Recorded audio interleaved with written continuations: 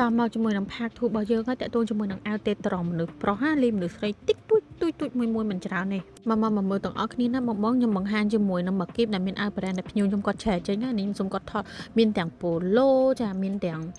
កពើមានអីចឹងណានេះខ្ញុំដាក់ច្បាស់មួយជូនបងមើលអញ្ចឹងណាថាដូចខ្ញុំនិយាយចឹងមិនសិនជាបងចេះលក់តាមប្រេនទៅគឺអែមហ្មងមកគីបនេះគឺថាលក់កាប់លុយស្តតតែម្ដងបងហើយខ្ញុំបានធ្វើការខលទៅគាត់សួរគាត់តាំងពីមិនថាមើលពេលដែលគាត់ច្រេះហើយអស់ហ្មងណាអ្វីដែលគាត់ថាចោលយើងហៅថាជាសម្រាប់ដល់10អាវផងហើយមកគីប400អាវជាងបងមិនលក់ឆ្ងាញ់ដៃទេបងចាំការទៀតនេះកពើបងឃើញហ៎ហើយមកទាំងប៉ាយទាំង logo ចឹងហ្មងណានេះបង្ហាញច្បាស់ជូនមើលហ្មងនេះ blueberry និយាយទៅអ្នកដែលគាត់ស្គាល់ brand គឺគាត់ដឹងហើយថាលក់ចេញបានថ្លៃហើយម្ដាយអើយម៉ូតគេមួយមកច្បាស់ឃ្លីអញ្ចឹងតែម្ដងបងហើយវាមានដៃខ្លីដៃវែងលាយគ្នាអញ្ចឹងណាមួយគឺថាមានលាយចម្រោះអញ្ចឹងតែម្ដង